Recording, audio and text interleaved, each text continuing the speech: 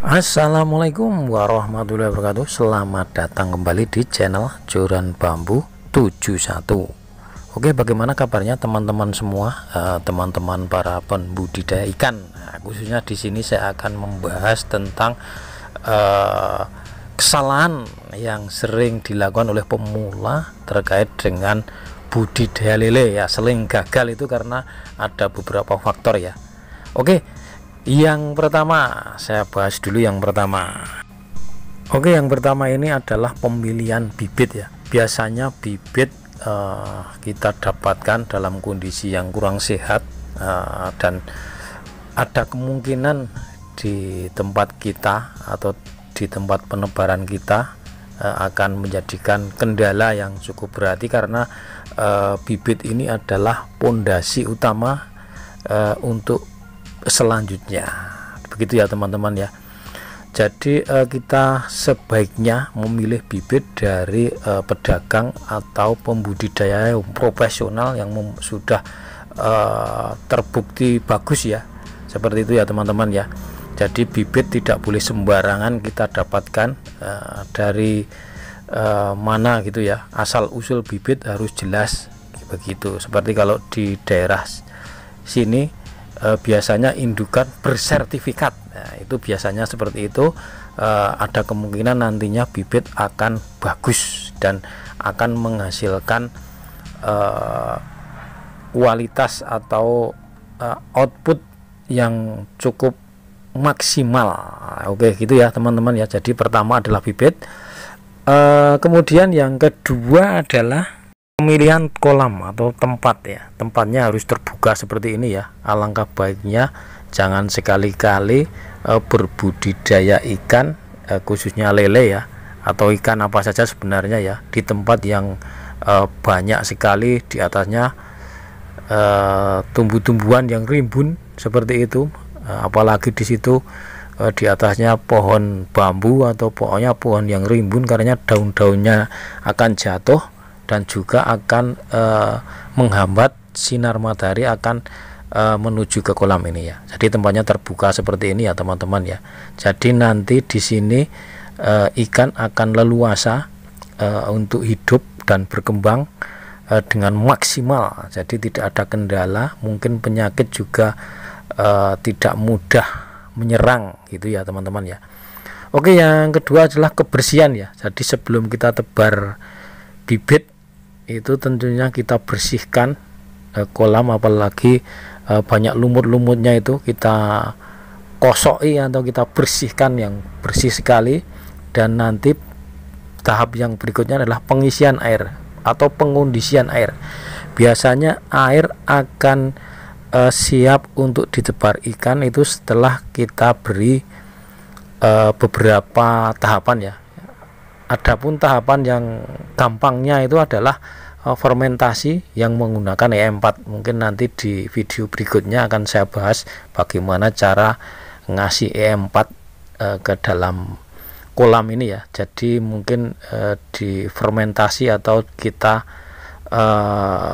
kondisikan supaya air bagus untuk hidup ikan. Dan biasanya pengondisian air ini memerlukan waktu 5 hingga 10 hari ya dari tahap pengisian, dan nanti bisa ditebar ya. Oke, berikutnya adalah penebaran ikan atau penebaran bibit ya. Penebaran bibit bisa kita lakukan setelah airnya siap ya. Airnya siap dalam arti udah bukan air baru ya. Mungkin cara mudahnya itu biasanya para pembudidaya ikan itu dilihat di situ asal udah ada planktonnya atau jentik-jentik nyamuk, nah itu airnya udah bagus. Seperti itu aja ya cara mudahnya, biasanya cuman seperti itu.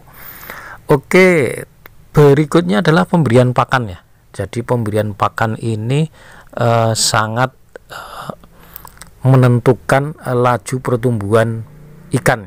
Jadi kita bisa memberikan pakan sehari 2 kali dengan pakan yang banyak sekali yang direkomendasikan, asalkan pakannya itu mengandung protein yang cukup untuk lele ya, gitu ya teman-teman ya. Oke, jadi kesimpulannya di sini ada 3 poin penting ya. Di sini yang tidak boleh kita tinggalkan, yaitu pertama adalah pemilihan bibit. Jadi bibit harus benar-benar dari bibit yang berkualitas ya, bukan bibit yang kerdil ya, seperti itu ya teman-teman ya. Ada ya, karena bibit lele itu bukan asal-asalan ya, jadi itu sangat menentukan, atau itu sangat pondasi sekali untuk keberhasilan kita berbudidaya. Oke, yang kedua adalah perawatan. Jadi perawatan ini sangatlah mungkin dari bibit, cara tebarnya, terus cara kasih pakan, dan juga perawatan sehari-hari, termasuk pengontrolan airnya udah kotor atau belum. Kalau kotor kita ganti, dan kita kalau di sini memakai saluran air, jadi setiap hari airnya mengalir terus dari tampungan itu ya, jadi ikannya akan sehat, seperti itu teman-teman ya. Terus yang terakhir ini yang juga tidak kalah pentingnya, yang terakhir ini adalah pemanenan ya. Pemanenan ini adalah berkaitan dengan harga ya. Dengan harga kita pilih bakul yang berani bersaing dengan harga tertinggi tentunya, gitu ya teman-teman ya. Jadi bakul kita pilih bakul yang berani bersaing dengan harga tertinggi, nantinya akan menghasilkan atau kita tidak rugi hasilnya secara maksimal, gitu ya teman-teman ya.